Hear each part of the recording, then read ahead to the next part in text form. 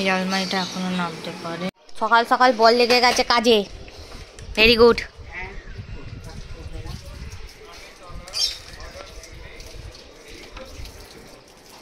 ছাদে চুন দেওয়া হবে।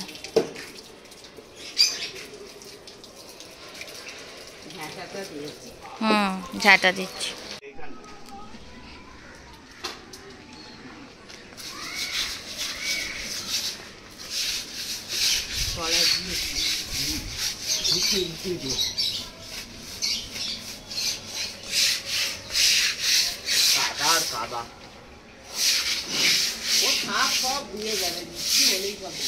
ও এখন যা রোদ উঠবে।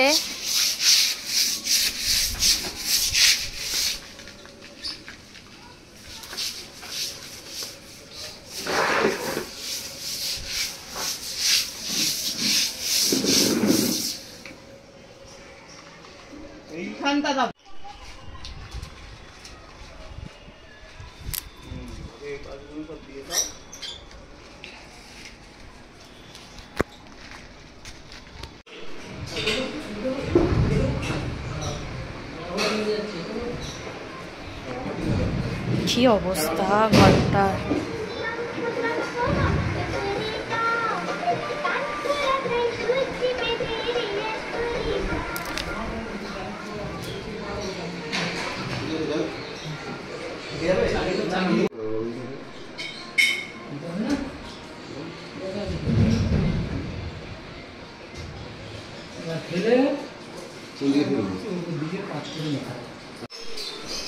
এই আলমারিটা এখনো নামতে পারেনি। ওখানে যতক্ষণ ওইগুলো ছড়ানো হচ্ছে বলে দিয়েছি, আর ততক্ষণ আমি এখানে রান্নাটা বসিয়ে দিয়েছি, কারণ প্রায় 12টা মতো বাজতে যাচ্ছে। কালকে যেহেতু চিকেন খেয়েছি বলে আজকে প্লেন খাবো হচ্ছে, একটু ভাত বসিয়েছি, মুসুর ডাল করছি পেঁয়াজ 5 ফোড়ন রসুন ফোড়ন দিয়ে, আর আলু ভাতে। এখানে ভাত তো বসিয়ে দিয়েছি, এখানে 5 ফোড়ন দিয়ে ডালটা সম্বুরবো, আর ওখানে আলমারি পত্রগুলো অলরেডি সরানো হচ্ছে, কয়েকটা বাকি আছে, হয়ে গেলে হয়ে যাবে।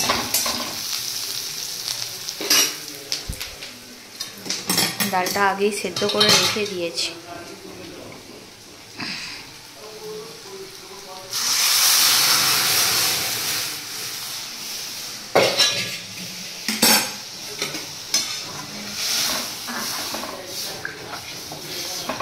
হলুদ দিয়ে দিয়েছি, খালি নুনটা দেবো।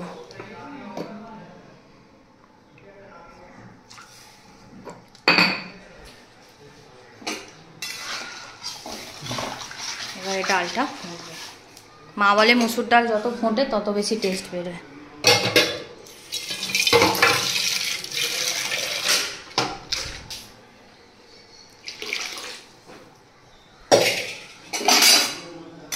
তো ডালটা ফুটুক।